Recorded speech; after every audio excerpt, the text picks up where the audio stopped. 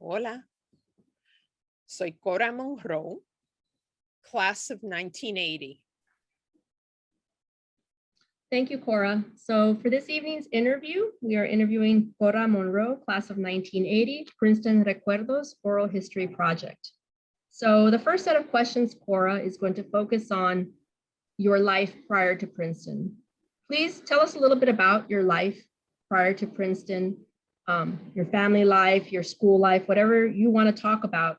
How did that prepare you or fail to prepare you for the Princeton experience, and sort of sum up why you wanted to go to Princeton? Okay. I came to Princeton from a suburban comprehensive school, junior and senior high, at the foot of the Adirondacks, in a place to which I wasn't going to return. Me explico. I was an Air Force brat. I grew up between my hometown of Aguadilla, Puerto Rico, the hometown of my maternal ancestors. The laziest of guests will easily establish that my ancestors were Aguadillanos all into at least the late 18th century. And my father met my mother when he was stationed at Ramey Field here in Aguadilla, a decommissioned SAC base. There's a Coast Guard installation on part of what used to be the base now. I will be 61 in a little under a month. Therefore, I could be class of 82, but I entered with 80 because I, quote unquote, skipped 2 years of high school. Do you want me to go into further detail about my background? Maybe you should ask me questions because there's so many things I could focus on. I'm thinking of one. How did my high school prepare me? That's a good question. Short answer, the only expository essay that I wrote was in senior year for my English class. It was on Hamlet. And looking back, it would have been helpful to write more. Expository writing, I mean. And as I said, I came from an average American high school in upstate New York. What do I mean by that? You had, on the one hand, the civilians or the townies, overwhelmingly white. The social classes went from, I guess, all social classes, but the feeling was comfortably middle class. The base people, and that included me, obviously. It's only been in the past 5 or 6 years that I've really come to feel or to understand, this sounds incredible, exactly what class differences are. I guess I was in my own world, let's say. I got to Princeton not just because of my ability, my natural ability, but because I read a lot.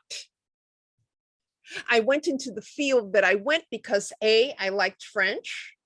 I was good at French. And B, because I was a voracious reader. I was not sophisticated enough to read things aside from the novel. I didn't really read poetry, much less philosophy. History, I read some. And from the time I was maybe 12, 13, I took a great interest in reading at least the Sunday New York Times and news magazines.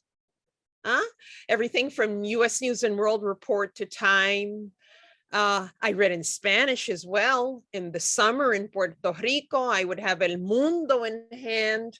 I would read, don't laugh at me, please, but I still am an assiduous reader of Hola.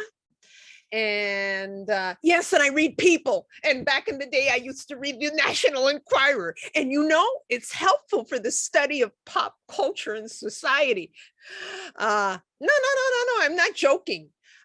Because I come at things also from an anthropological point of view. See, going into Princeton, I knew that, for example, I wasn't going to study medicine. Why? Because people die on you, people stink. I had a very practical view of one of the professions which most of us little people and not so little people going into university had in mind. Engineering, what's that? I never thought of that. But I knew that I was either going to go into French or anthropology. Right until I had to make the decision to declare my major in the sophomore year. It was one or the other. I went into French, and for my research, I still use anthropological theory. And I've always been looking at culture and people. And well, I used to say back in the day que yo me preparé yo misma, leyendo, hay que leer. I think that's about enough for high school. If you have other specific questions, just ask. Well, how do you feel the transition went from high school to Princeton and to study those areas? The transition and what followed your question on the transition, Ricardo? Like academically and socially, transitioning from high school to Princeton and preparing you to declare you to fit in at Princeton and declare your major. Academically, you know, I came down the pike. Actually, at first it was on the train, and then later it was down the pikes. You know, the New York State Thruway 87, then down 95, and I'll give you more information about that move the summer before I entered Princeton, because my father was coming out of the Air Force, and like I said, academically, okay, so I had a scientific Regents diploma with high honors. And I think French, my level of French was mentioned somewhere. At least I had a 770 out of 800 in French. And I don't think that was due to any good program. I think we read The Little Prince. Yeah, we read Le Petit Prince, pero eso salió de esta cabecita, okay? I guess I was lucky, blessed that way. I made the most of the opportunities I had. But was it a transition academically? Claro que sí, seguro. You know, I was a good student. I was a head girl all along, a straight A student. Even math, which was not my forte, in Clinton County, I was one of the 3 top scores on a math examination. Yeah, me and all those white boys, maybe some white girls, la negrita de Aguadilla. I was one of the top 3, okay? But getting to Princeton, man, the story I always tell my students at the beginning of the year, my inner freshman, mi prepa interior, I committed the folly. I didn't have any guidance that way. I picked calculus without having had pre-calculus. You know where that headed quick, right? I hung in there until midterms. And I'll never forget the TA reading out loud our grades, our midterm grades. She went, I asked her to repeat. Well, I extricated myself from that. At midterm, I got into pre-calculus and I ended up with a C. But I was no longer a straight A student. Y que conste, for the record, I was the only A on the first quiz in the calculus course. All the other people who were much better prepared than me, didn't get an A, but I couldn't handle it. I was nervous. Do you know what I mean? Yes, Princeton was a change. Of course it was. The amount of work, the being thrown into a situation where you had to know how to pace yourself, where, you couldn't just do things easily. One thing that destabilized my initial confidence was on the writing exam, being placed into freshman English, like I was going to do remedial English. Me?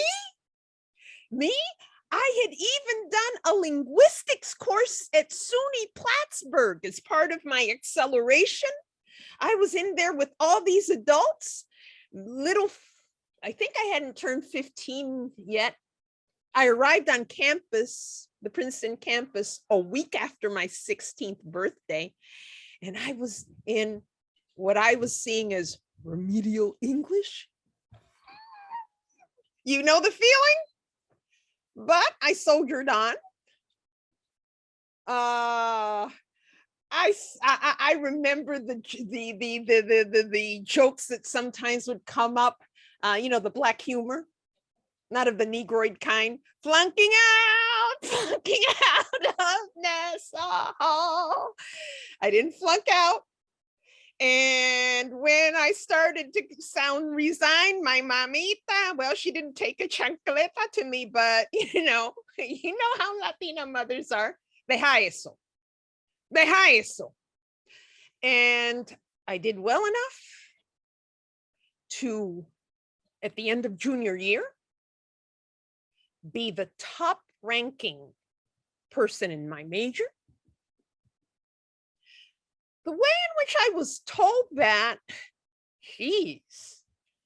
I just happened to get a call from Dios lo bendiga. Was he the undergraduate coordinator of romance languages at that time?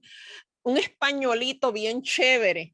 I forgot his name right now, but he called me up and he told me, Cora, and I hightailed my way to the end of the year awards ceremony. It wasn't somebody in French who called me. It was another Latino. Like I said, I don't remember if he was the undergraduate coordinator or at that time or not, but geez, somebody in French could have called me, right? And I went over. I think I was about to work. The year hadn't ended yet, or I was going to work reunions, or I don't know what. But I was present in the room to get my certificate. I earned it. I was late handing in my thesis, so I assume that that's why I didn't get honors. I never inquired. It was always me agarrándome las tripas and, how can I say? I think I could have had more support, but I had a lot of horsepower and I got where I needed to get. Okay. And so after senior year, I moved from number 2 to number 1 in French in terms of programs to do my doctorate. I was accepted at Princeton. They didn't give me any money. if I had probably raised a stink, they would have given me money. If I had said, oh, I want to stay here, I want to stay here. My professors did say, no, it's good to change and so forth. And I don't regret it. Though I sometimes think I should have done Yale and then gone to Princeton for grad school, but that's a whole nother ball game. At any rate, I've given you in a nutshell my academic trajectory. Graduate school, maybe because it was my professional training, is when you realize how things are going to be. Meanwhile, I was a scared little bunny rabbit, not scared, but a little bunny rabbit, just working my way to where I wanted to get.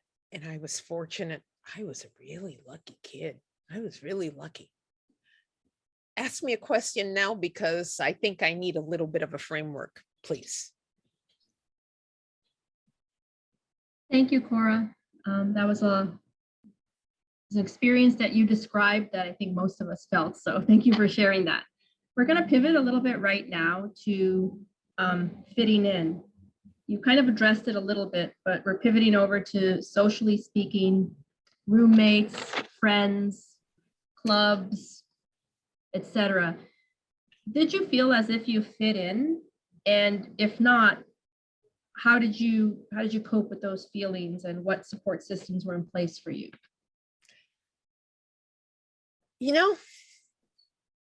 I've been dealing with a wide variety of people from all walks of life for as long as I've been conscious, I guess.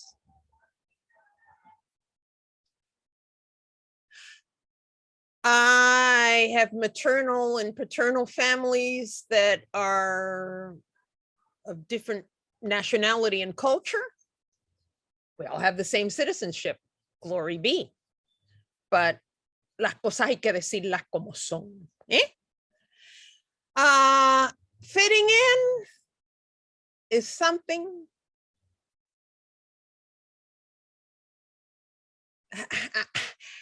the answer I'm going to give you is not a usual answer, and I'm trying to be as precise as possible. I was there to study. I had a family and I had goals. The saying that we have in Puerto Rico, soy casa sola y rancho aparte, might be the best description. Casa sola y rancho aparte. In other words, let me get to the roommate situation.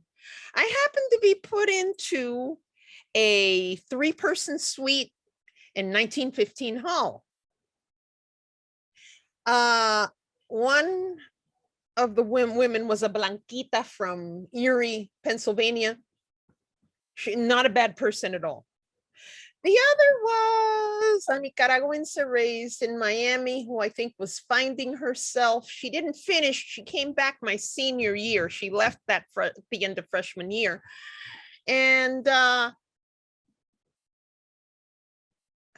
I don't know. I'm gonna tirarlo al medio, Cora.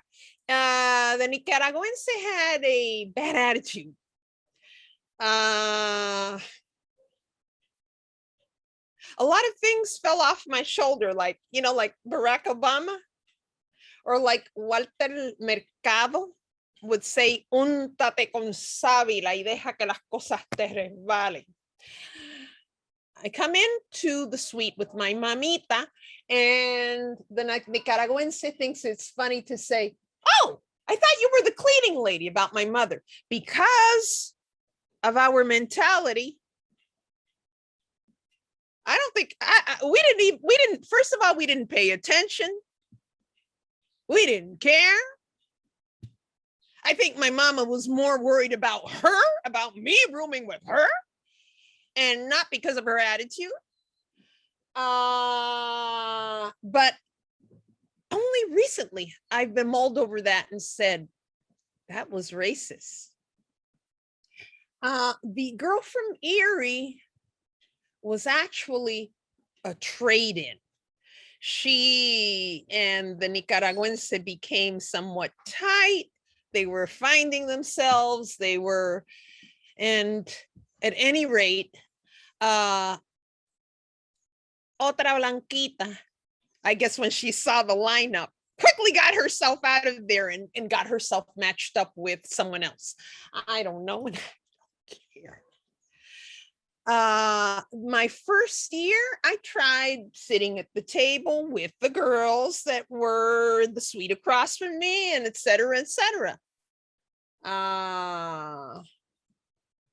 Como que eso no funcionó. And I quickly found my corner. By sophomore year, I was lucky enough to draw a single. Y yo feliz. I had the same single. Here's a good one. I had the same single. 224 Dodge Osborne for sophomore, for junior, and for senior year. I was happy. I was in my own room. I didn't have a litter of kittens in the middle of the suite. Marta, ¿y dónde hacen sus necesidades los gatos? I think I asked her in Spanish. I don't know, but it comes out in Spanish to me that way. I'm sorry, that's the way it's coming out. Oh, they don't produce much. So I don't think I ever stepped in urine. I didn't step on any of those cats, but I wasn't going to put up with that. My little room, because I was there to study. So that tells you a lot about my attitude. I found my people in the dining hall. I forgot to mention minority orientation. That was my first look at Princeton. I had obviously already been accepted, and we had not yet left Plattsburgh Air Force Base, but I came down on the train with my mother, first on Amtrak, then at Port Authority. We took a bus to campus, and I was hosted by Teresa Velázquez. That was quite a coincidence because Teresa, who I believe is class of 78, or is she? No, I think she's 77. Her father's aunts were my mother's contemporaries in Aguadilla. They were from our social level, and not that it's important, but I think it is. Trigueño, negrito como yo. I hope I'm not offending anybody's sensibilities, but what else are we? Teresa's father was a University of Puerto Rico professor. A brilliant man. I only met him once, but in Aguadilla, well, like in many other places, I guess he went off to university and left behind Aguadilla to the capital, to San Juan. But the world is small. She unexpectedly was the host, and we didn't know her beforehand. But someone from our roots was our host. And of course, you know how it is, as my father will say with his, I'm forgetting the word, but with his poker face, on his family farm in North Carolina, the horses were with the horses. The chickens were with the chickens. What's wrong with that, right? It's just that humans are one species, but we all know how it works out. So in the dining hall, mostly in the dining hall, because simply the people I was taking courses with were a different set in terms of ethnicity or race. Mi gente negra, mi gente latina. Like I said, I was casa sola y rancho aparte. And remember, I graduated before I turned 20. And I was criada en el puño, and I was there to study. And, I was lucky with the mother, and especially the maternal family I had. Very lucky. Madre hay una sola. You know what I'm saying? And who could possibly be my best friends?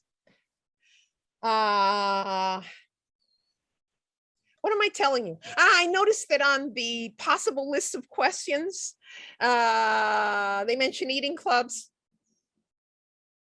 What could I possibly want with an eating club? I'm poor. And believe it or not, don't think this sounds sexist, but I knew that I was not going to become a businesswoman. I wasn't going to become a lawyer. What would I want with an eating club? In my little mind, eating clubs were for men, for businessmen. The ironic thing is that my brother now belongs to a Philadelphia, you can say eating club. It's all male. Obviously, it's not all white. And he's contributing to the upcoming cultural slate for the club by inviting Paquito de Rivera, among others. Okay? By me in an eating club? ¿Pa qué? Ask me another question, please. Well, Cora, so you arrived at Princeton at a very young age, and you mentioned your time in singles, having a single room for sophomore, junior, and senior year. What was your support network on campus? My support network on campus? Did you do the third world? Go ahead, please. First of all, my support network was my mamita, mi abuela. Yeah, I guess my father. Yeah, in his own way. And my brother was younger than I was at that time.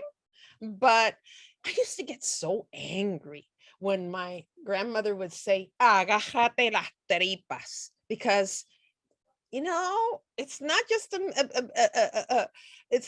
question of agarrarse las tripas, but in terms of support, friends are friends. They're not family. And I was fine. I don't think I was any worse than anyone of any other complexion or background on campus. It was not easy. But to tell you that I felt lost or disconnected, no. And no confundan.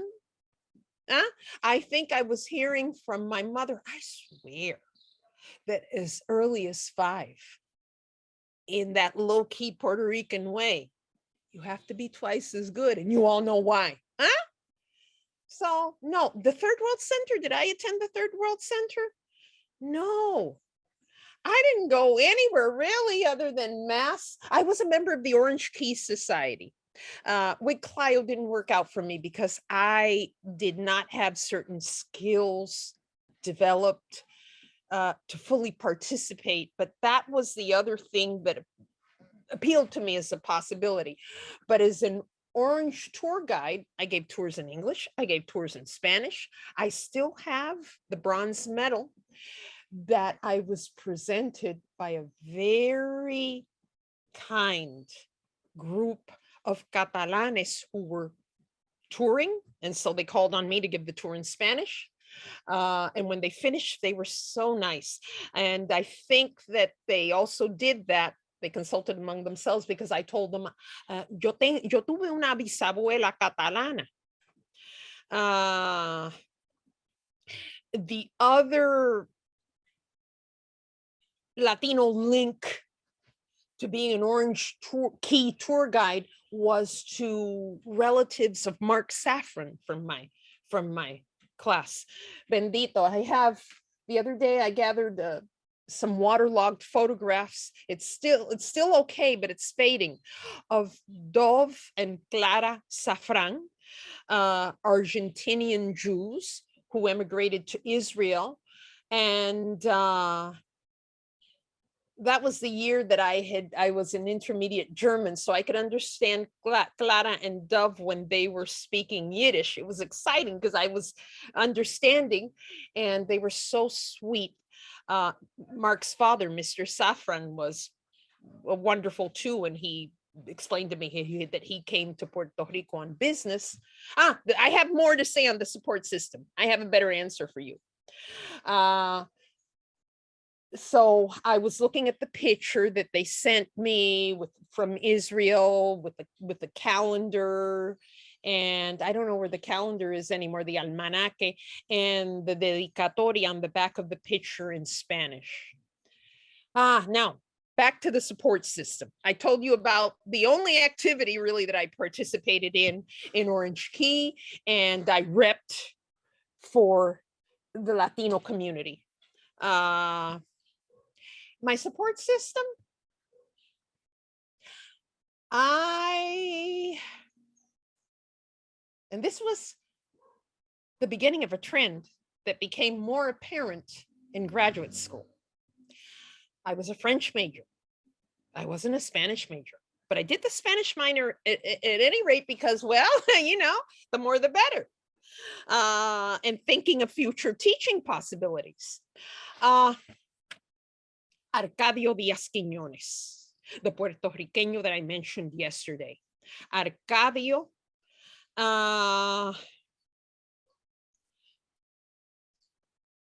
it was my sophomore, my junior year, I think, when Arcadio became a visiting professor at Princeton. That year, Arcadio had founded a newspaper. Unfortunately, it didn't last very long, but it was wonderful in Puerto Rico. I'm forgetting the name of that newspaper, but it was a very good newspaper. And that was very, you know, he was culturally speaking, and still, thank goodness we still have him.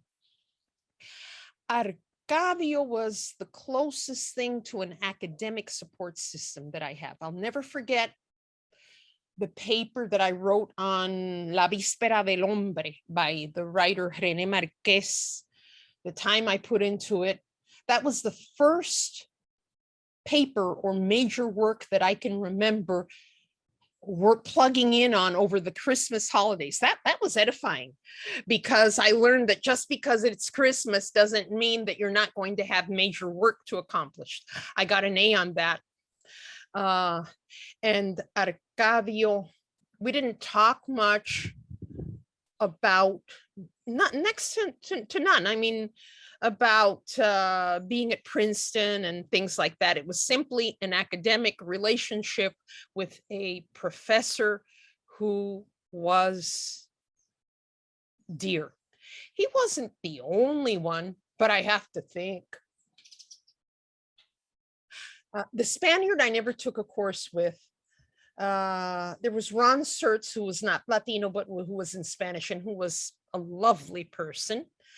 But support system in terms of, I need to get through Princeton. No. That wasn't my situation. It wasn't my situation. I didn't have any major crisis aside from, I didn't fail math, but you know what I failed? Because I didn't know how to handle the course. My freshman year, it was one of those courses that fulfillment distribution requirements. I took a religion course. I took two. I wish I had taken philosophy, but I wasn't sophisticated enough. And as a folk Catholic, I thought that taking a philosophy course is, I think vaguely, you know, this wasn't anything that I discussed at home, but vaguely I thought that was sinful. I didn't formulate it like that in my mind. But if I had to do things over, and come to think of it, if I had gone to the University of Puerto Rico, I would probably have had a required history of philosophy class and would have enjoyed it. And I would have been in my socio-economic niche. Life is funny, eh? Life is funny. Yeah, I often think about the parallel life I could have led in Puerto Rico and still have become a French professor, had my graduate studies paid for at the Sorbonne, come back. Maybe I would have even found myself un francesito chulito. I got to France anyway, but well, no luck. I can't complain though. I can't complain. I can't complain. I could have ended up without my graduate degree and without a position. My graduate years, that's the story of struggle. That's the story of struggle. But as an undergraduate, nothing out of the norm, I would say.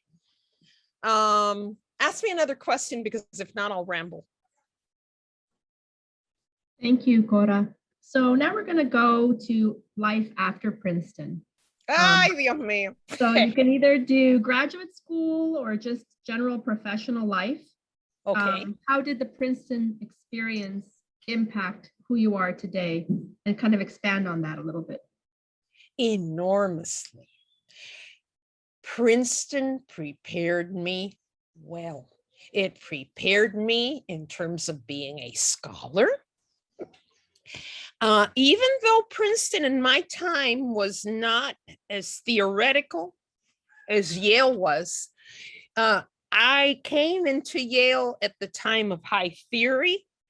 Yale was making the transition from structuralism to deconstruction. Princeton was more belletristic. Theory.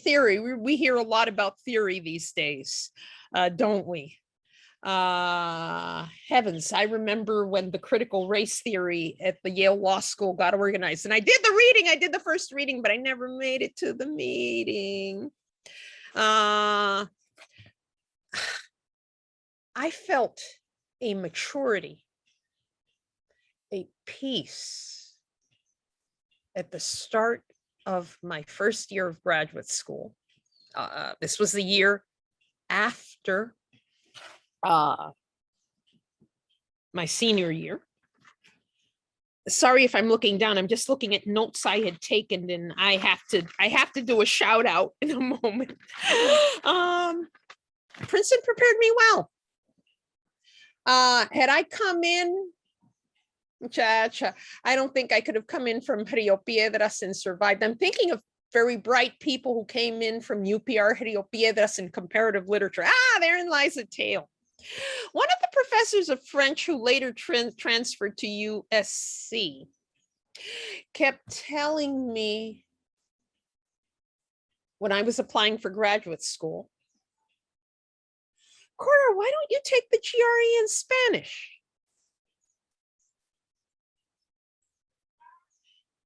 Why would someone who taught me French? No, he didn't even teach me. Sonnenfeld didn't teach me. I never took a course with Sonnenfeld, but why would he was the chair, the undergraduate chair at the time, but why would he so unctuously invite me to take the GRE in Spanish? We'll pay for it. You know how we would get as minorities a waiver, a fee waiver. Nobody was giving anything to us, by the way. Mira, eso fue sudao. Any self-doubt that we may have had at that time? No, mi hijo, no. Chach.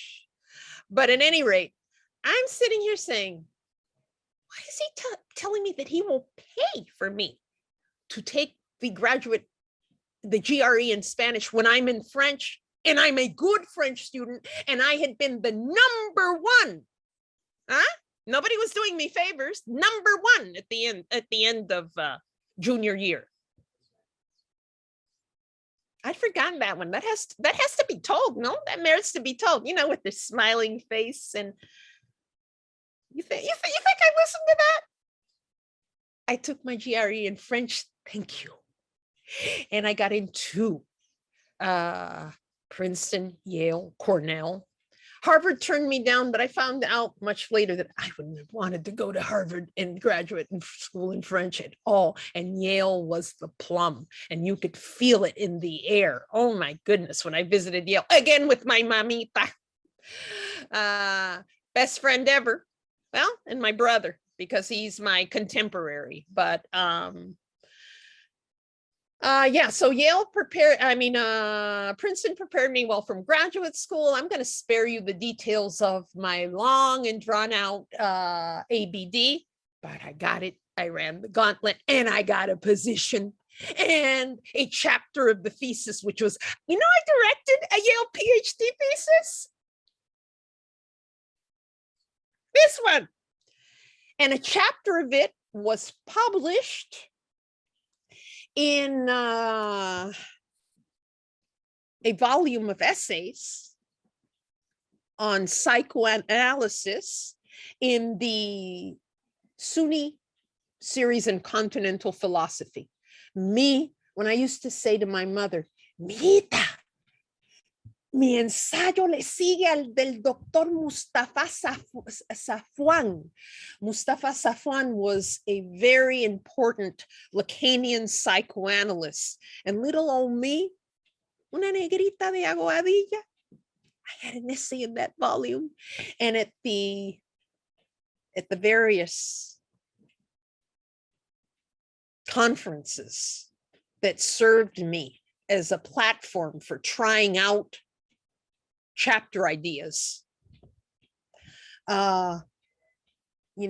Once I was surprised at the reception for one of those chapters presented as a paper at a prestigious philosophy and literature conference. But the support one needs, the mentorship one needs. But I hung in there. And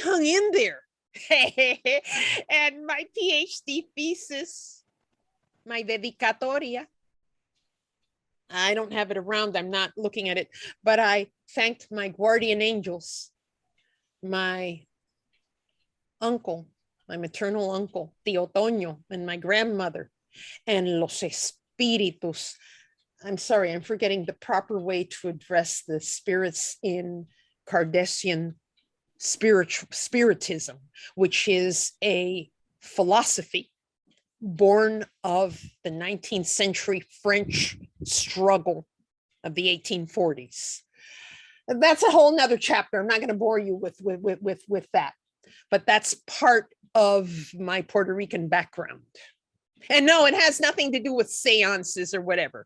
Yes, it has to do with channeling if you are a gifted medium. But yeah, in Spanish, gracias a mis espíritus protectores y a mis ángeles. A esta negra se le respeta. And that's something I want to leave with whomever sees this in the future. I'm just going to address myself to the Puerto Ricans, my future trigueñitos, negritos, prietitos, all of you who may see this, know your history. Don't go off on that Afro tangent because in the United States, you are forced to conform to a certain image of Blackness. Look, I'm a cassava eater. I'm a plantain eater. My great-grandfather danced bomba. The one African last name in my family comes from the Puerto Rican side and from people, negros, mulatos no, negros, who own property. The Tamba women who were excellent horse riders and who were respected. Las Tambas esas orgullosas. Really? Were they orgullosas or just self-respecting Black women? So nobody can tell me anything about Blackness. Everywhere I go and everything I do is Black because I'm Black.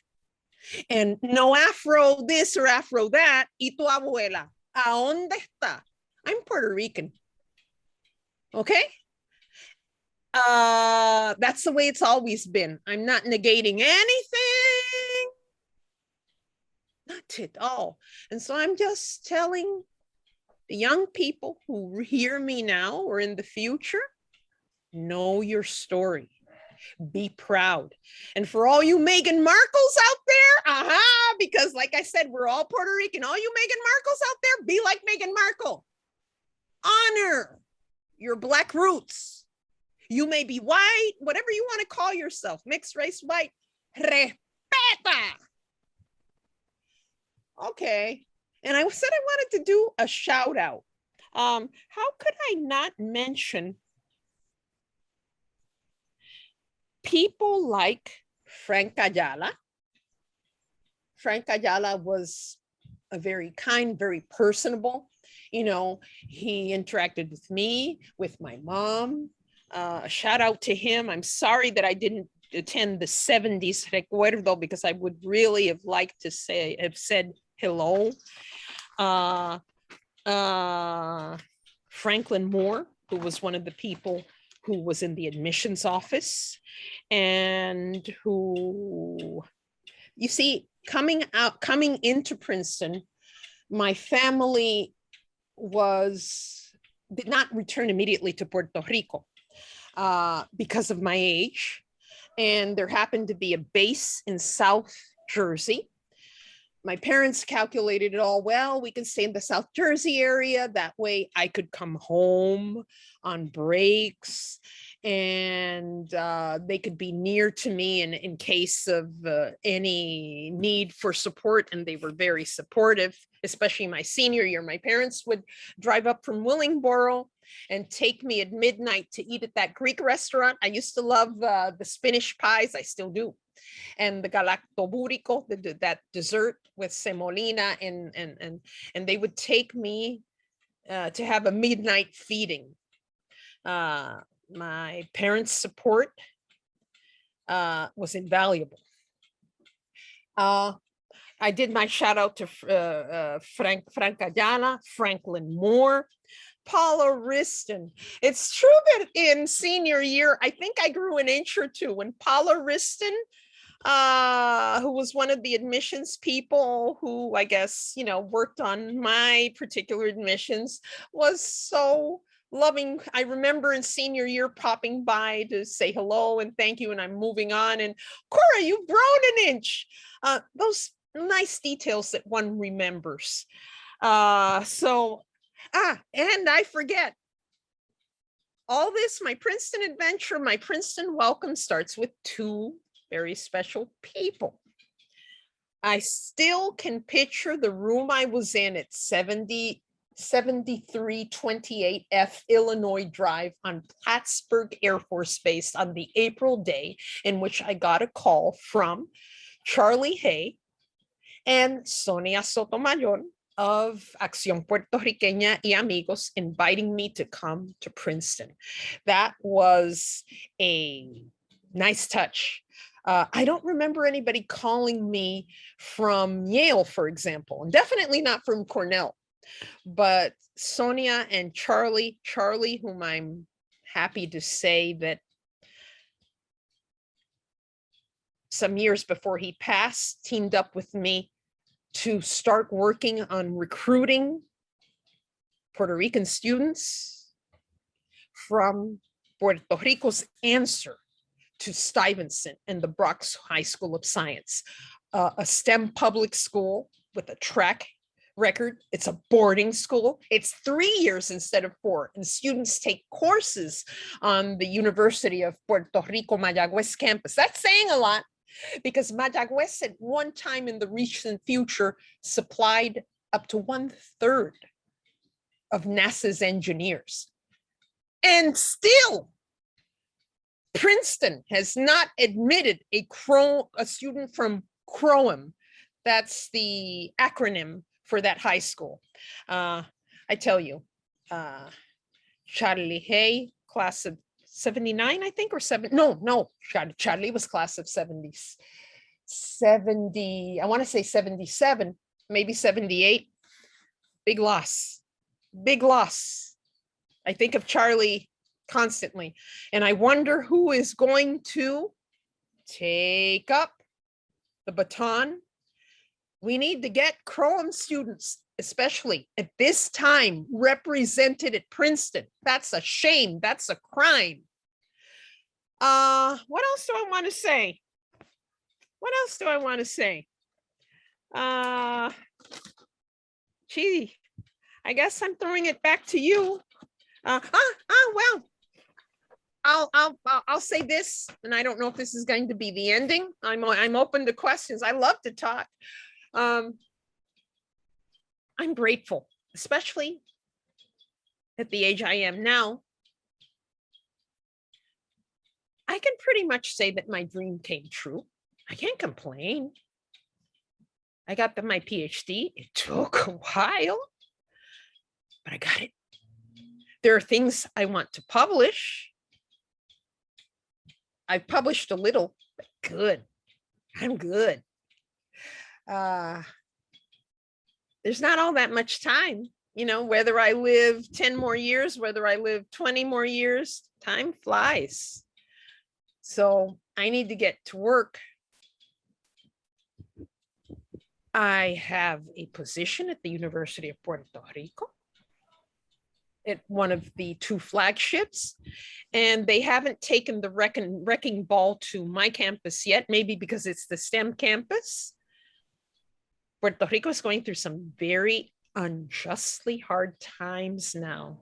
And you aren't even hearing 1/4 of what we're going through here. Ay, Dios mío. But here we are, hanging on. So I got that. I can't complain.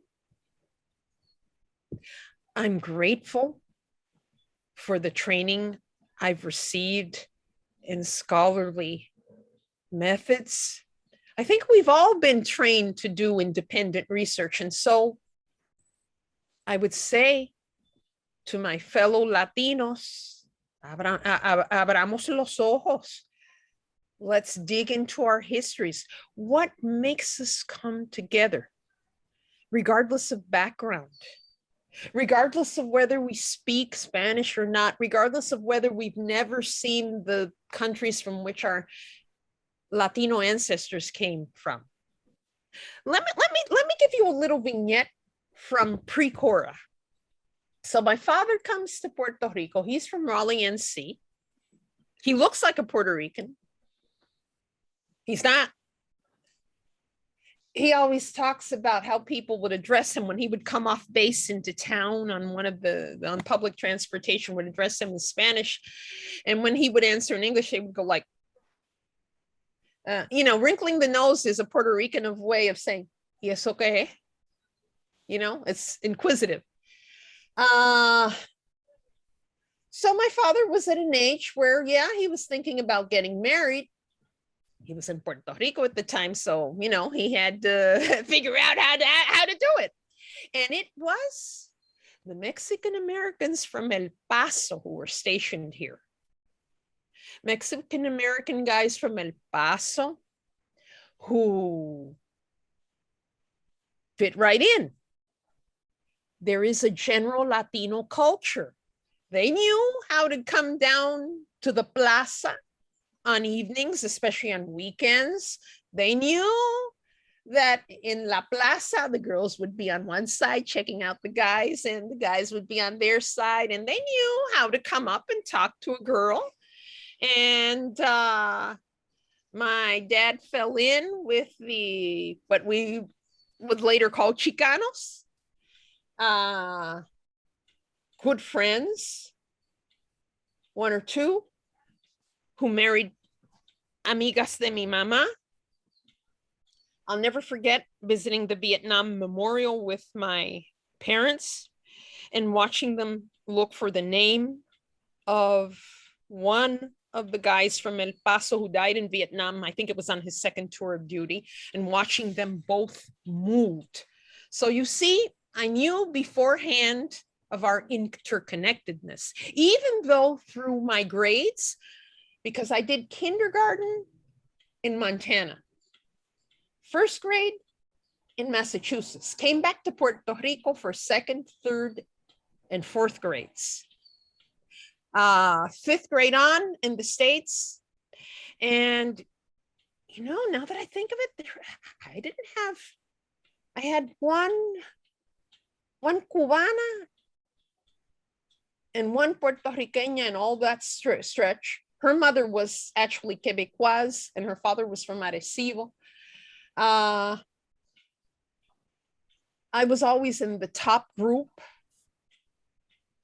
But Latinos other than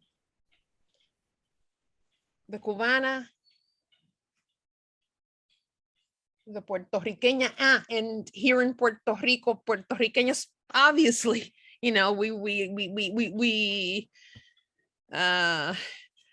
including Aguadillanos like me, people who I'm still more or less in contact with and whose families had familial friendships with mine across generations. But it's getting dark, huh? Let me move. Let me move. I've got the background so I can move a little and get a little light in here.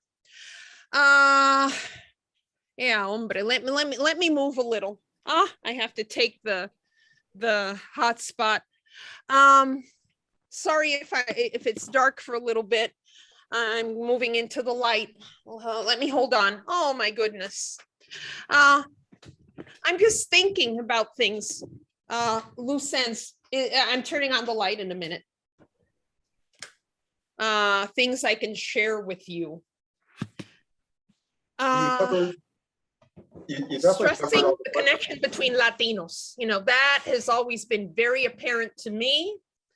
I hope my story, though it's a Boricua story, resonates with other Latinos.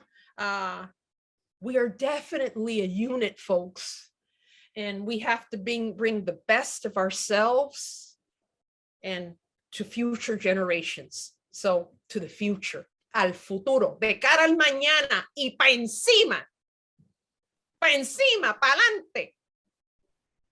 Perfecto. Cora, that was absolutely wonderful. You covered all the different questions that we had, and unless you have any last thoughts, we might be done with the formal part of the interview. No, other than to say I feel so grateful to have been elected to the board of ALPA. I'm working on I think it's going to turn into a series of talks. Maybe it'll turn into just one presentation, but now I'm not so sure. And all with the idea of exploring our ancestral paths, bringing us together, bringing our voices. We're all different. We all look different. You know, we have different proportions of this or that, pero sin miedo. And speaking with pride. We are the past and we are the future. All together, coming together. I'm very grateful. I'm very grateful to have been elected and grateful to be able to give my testimony to you.